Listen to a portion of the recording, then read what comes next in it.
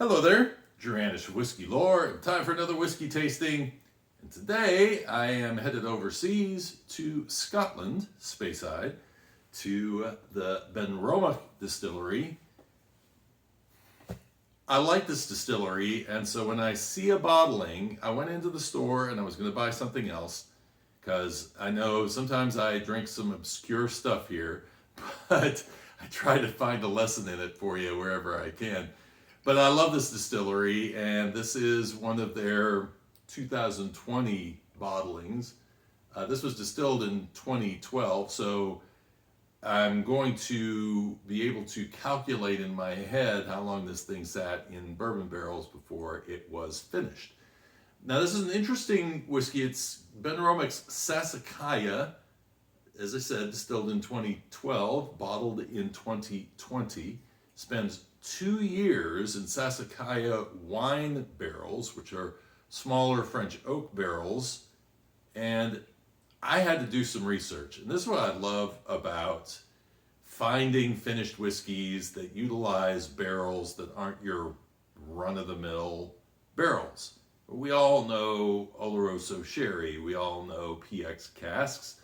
We may know rum casks. We know, so many of these different types of casks are very apparent. And one of the things that got me into drinking whiskey was this wanting to get deeper into flavors and nosing. Mission accomplished. And originally I was going to do that with wine, but instead I found that I didn't like drinking a whole bottle of wine. Like, there was a timetable and I had to drink this within a certain amount of time.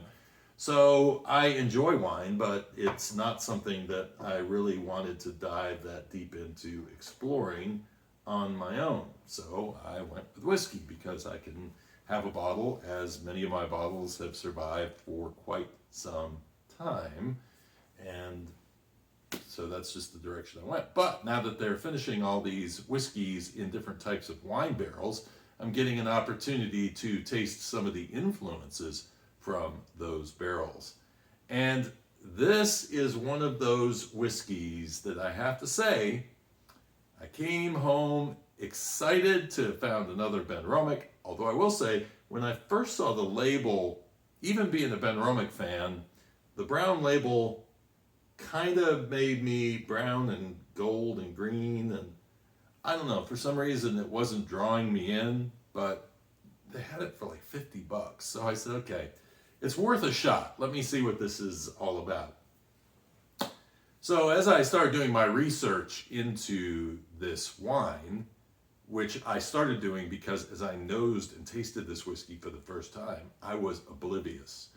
I was getting stuff that I just was like, I don't even know where this is going, what this is.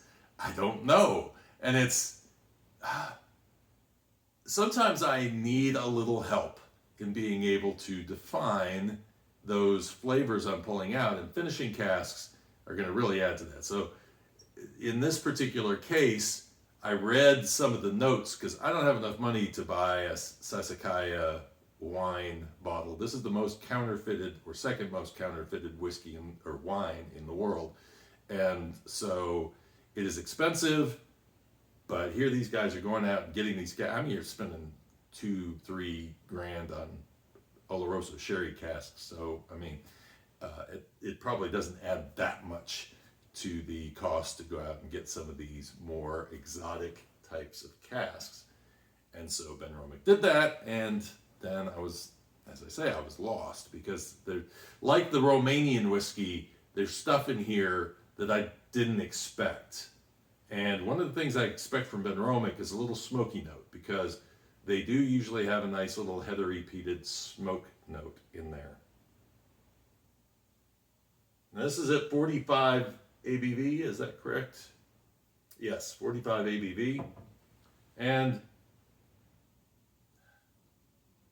I don't know if you're going to find this on the shelf or not. All right, so this is how I've calculated the age. We know that this has been 8 years in barrels. They say 2 years in the wine cask, which means 6 years.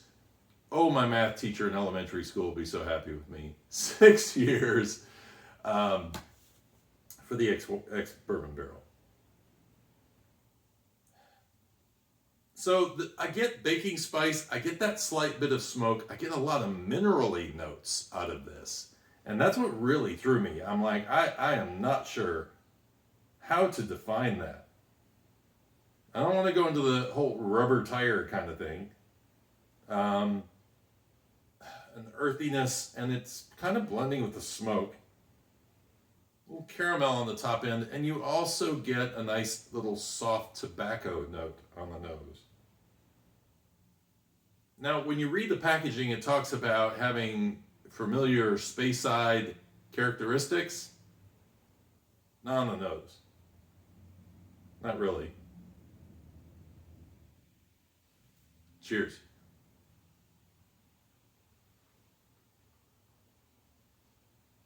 Mm.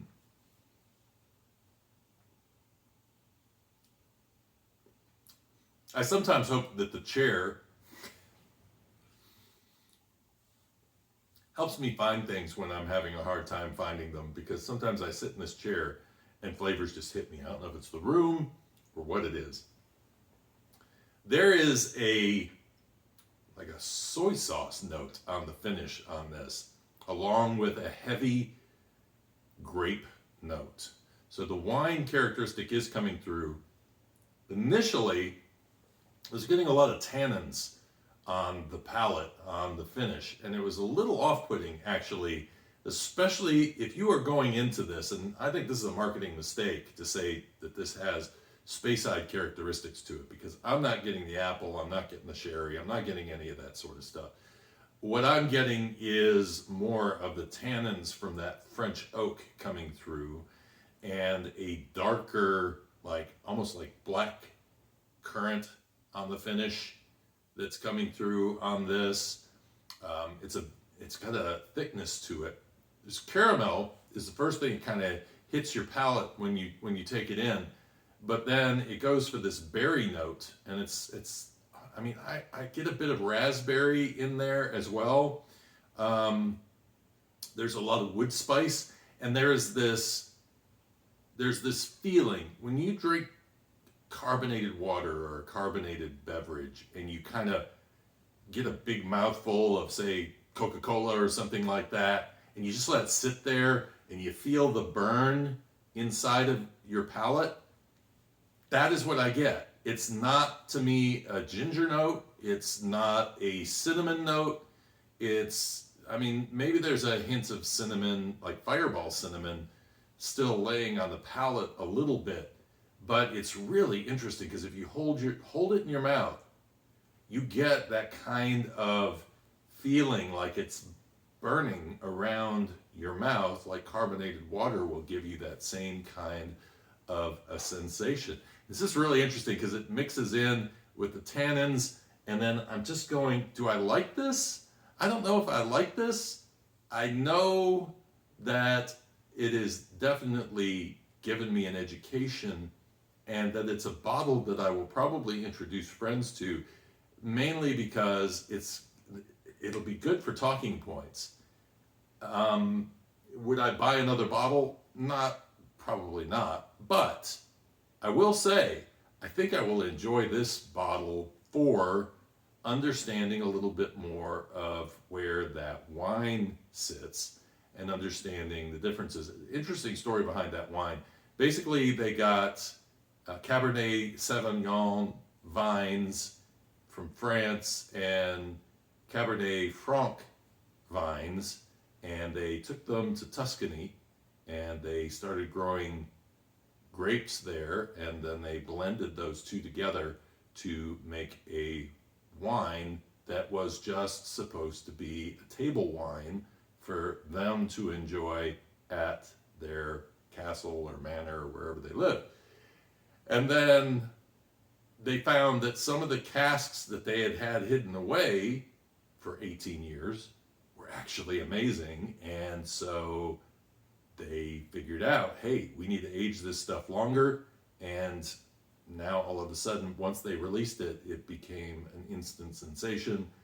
This has been out for over 50 years, and now, as I say, it is one of the most, I don't know if it's the most expensive whiskeys, but it is definitely pricey, and so interesting that for $50 a bottle, I am picking up some of the characteristics of that.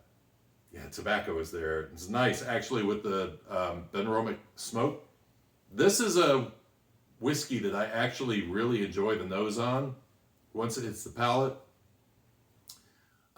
it's interesting, and I will not say it's bad or good. It's just interesting, and if it hits your palate and you like tasting things that are interesting, this is it. This will challenge you, and is all in an effort to grow the palate and grow your understanding of spirits, really. So, hope you enjoyed this episode. Hope you had a good 4th of July. For my English friends, I hope you enjoyed Insurrection Day. I always find that funny. I think I've told the story here before, but I worked for a paint store many moons ago, and this obviously British woman came in to the paint store, and my assistant manager was talking to her, and he said, so what are you going to do for 4th of July? She said, we lost that war. It's priceless. It's just one of those things that makes you go, I have to think about who I'm talking to and what I'm saying. But anyway, hope you enjoyed this. If you did, please give me a thumbs up, like, and share it with your friends if you like. Whiskey education all around. It can only help us all be more informed drinkers. And subscribe if you'd like to watch more of these. Until next time, cheers and Slainte.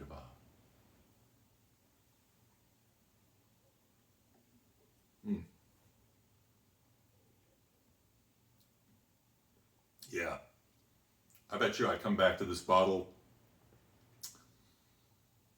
6 months from now, and there'll be some interesting stuff going on in there.